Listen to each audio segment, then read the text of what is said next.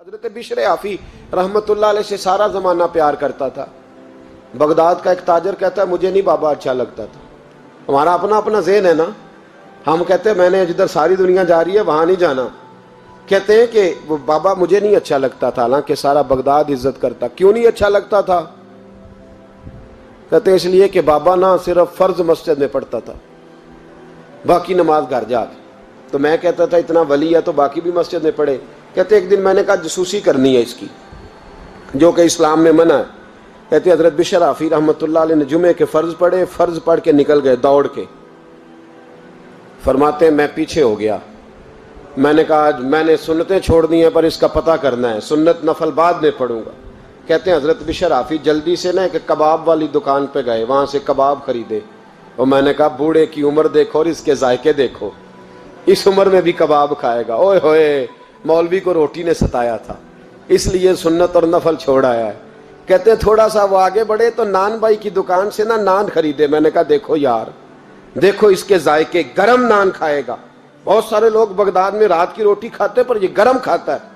کہتے ہیں حضرت وہ نان اور کباب لے کے نا جنگل کی طرف مڑے تو میرے دل میں خیال آیا یار بڑا ہی اس آدمی کا عجیب ذہن ہے، یہ اب سبزے پہ بیٹھ کے یہاں موج کرے گا، کھائے پیے گا، اور سنت نفل چھوڑ دی، اللہ ہزاروں مرید ہیں۔ کہتے ہیں حضرت جنگل میں داخل ہوئے، تھوڑا سا سفر کیا تو کچی آبادی آ گئی۔ کچی آبادی، ایک کچے مکان کی ٹوٹا ہوا دروازہ، باہر سے کنڈی لگی۔ بغداد کے ننگے پاؤں چلنے والے ہزاروں مریدوں کے اس پیر نے کنڈی کھولی، اندر گئے، ایک فالج زدہ بابا جی بیٹھے۔ کہتے ہیں حضرت بشر آفی نے اپنی پگڑی کھولی اور اس آدمی کے منہ سے پانی نکل رہا تھا، رال ٹپک رہی تھی۔ کہتے پہلے اپنی پگڑی سے منہ صاف کیا، پھر پیالے سے پانی ڈال کے منہ دھویا، پھر حضرت اس کے ٹانگوں پہ کپڑا ڈال کے روٹی کا لقمہ توڑ کے اس کے منہ میں ڈال کے کہنے لگے بابا ناراض نہ ہونا، جمعے والے دن مجھے دیر ہو جاتی ہے، ابھی تو میں نے سنت اور نفل بھی پڑھنے ہیں، ناراض نہ ہونا، مجھے دیر ہو جاتی ہے۔ کہتے ہیں وہ بابا رو پڑا اور کہنے لگا بشر یار 14 سال ہو گئے تو روز آتا ہے، 14 سال، یہ 1 صدی کا قصہ ہے، 2-4 برس کی بات نہیں، 14 سال سے تو روز آتا ہے، میں پتہ نہیں کب تک لاش بنے پڑا رہوں گا، تو کب تک آئے گا؟ حضرت بشر آفی نے بابے کے آنسو پوچھ کے کہا بابا فکر نہ کر، آج کے بعد یہ جملہ نہ کہنا کہ تو میرے لیے بوجھ ہے۔ فرمایا لوگ سمجھتے ہیں کہ میں نے عبادت کر کے مقام پایا ہے، لوگ سمجھتے ہیں میں نوافل زیادہ پڑھتا ہوں، دنیا جانتی ہے کہ میری رات کی تسبیح زیادہ مضبوط ہے، پر میں ان میں سے کوئی بات بھی نہیں، میں تو تیری نوکری کرتا ہوں تو اللہ نے میری عزتوں میں اضافہ فرما دیا ہے۔ سوچ ہی صاف نہیں، نظریہ ہی ٹھیک نہیں، فکر ہی ٹھیک نہیں۔ اسلام نظریے کا مذہب ہے، سوچ کا۔ مسند امام احمد بن حنبل کی حدیث سنیں، حضرت انس بن مالک فرماتے ہیں جب انسان نے روزہ رکھا ہوتا ہے نا تو روح ویسے ہی پاک ہوتی ہے اس کی۔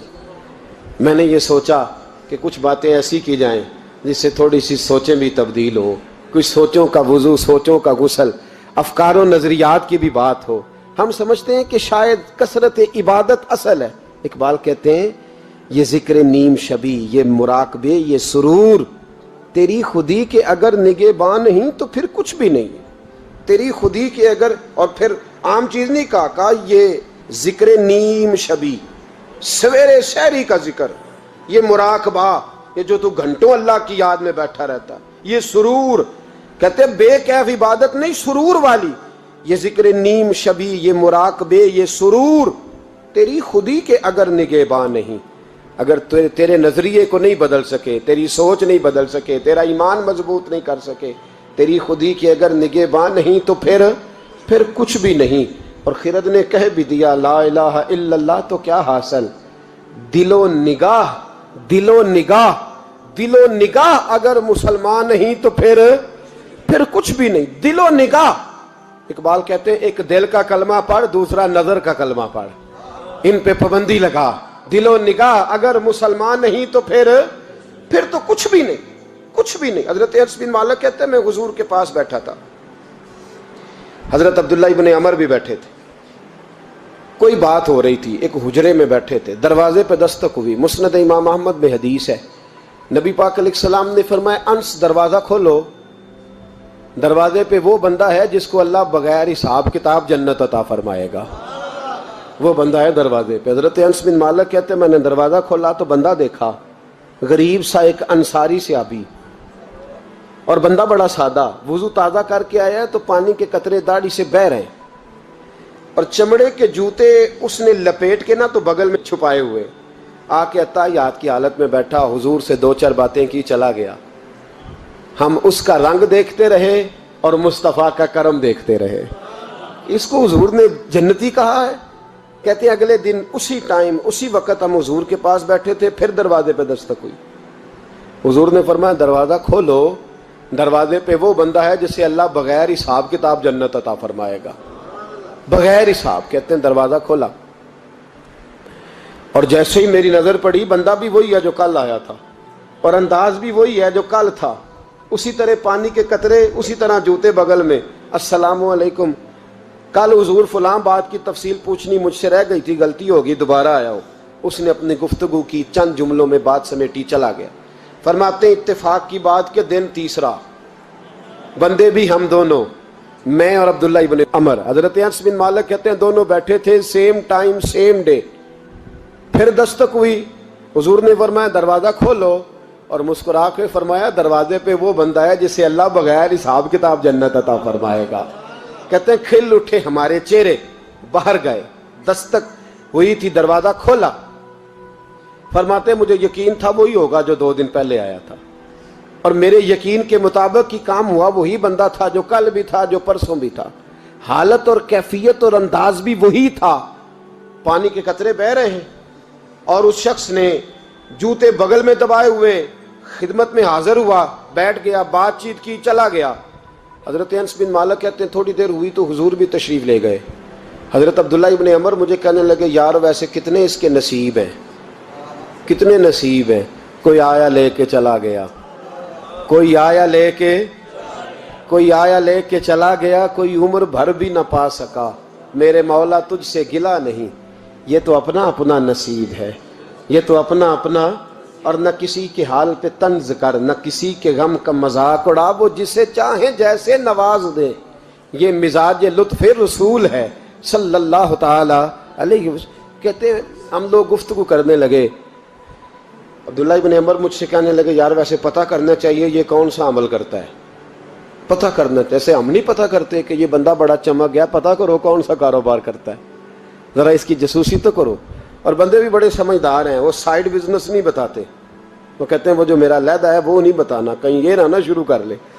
حالانکہ انسان کے پاس جو خوبی، جو اللہ نے اسے دولت دینی ہوتی ہے، وہ اپنا اپنا نصیب ہوتا ہے، وہ گھر میں بیٹھے بھی اللہ عطا کر دیتا۔ وہ کہتے ہیں کہ پتہ کرو کیا عمل کرتا ہے۔ تو حضرت عبداللہ ابن عمر کہتے ہیں میں اس کے پیچھے ہو گیا، اس سے سلام لی، تو میں نے کہا مجھے 2-3 دن کے لیے مہمان بنا لو گے، مان نہ مان میں تیرا مہمان، 2-3 دن کے لیے مہمان بنا لو گے؟ تو کہتے ہیں مجھ سے کہنے لگا کوئی گھر میں جھگڑا ہو گیا، کیونکہ پڑوس میں تو تمہارا، قریب ہی تو تمہارا گھر ہے، میرے مہمان بننے کو جھگڑا ہے؟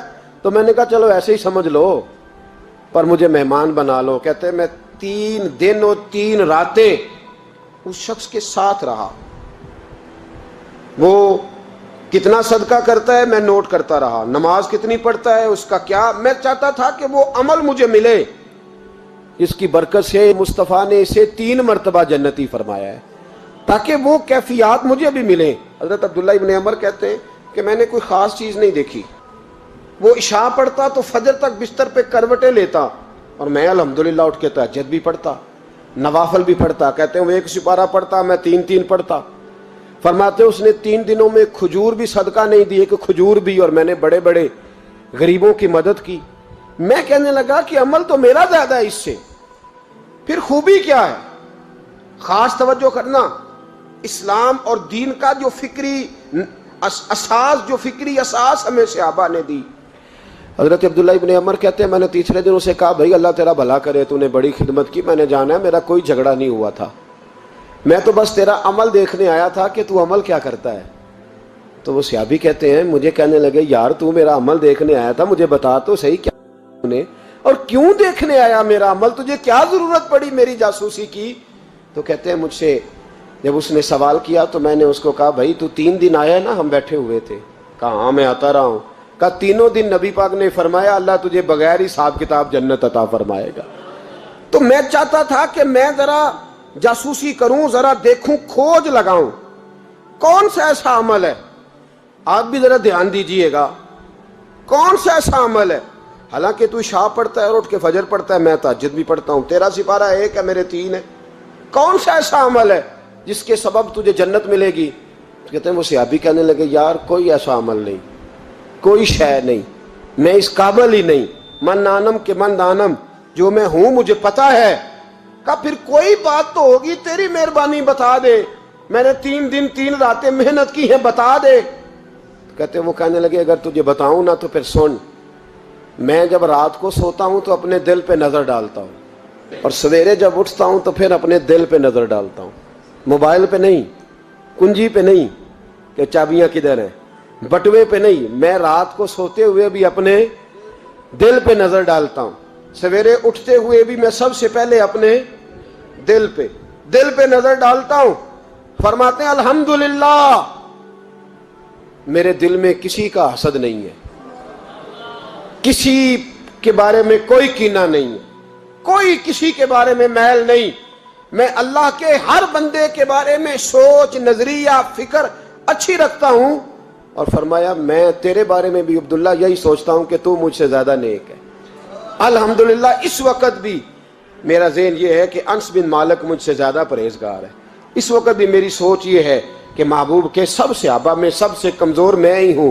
نابد عبداللہ ابن عمر کہتے ہیں میں نے اس کا ہاتھ چوما، میں نے کہا سمجھ آ گئی ہے، تیرا نظریہ، تیری سوچ پکی اور سچی مسلمان ہے، تو دل اور روح کا مسلمان ہے، تو نظر اور روح کا مسلمان ہے۔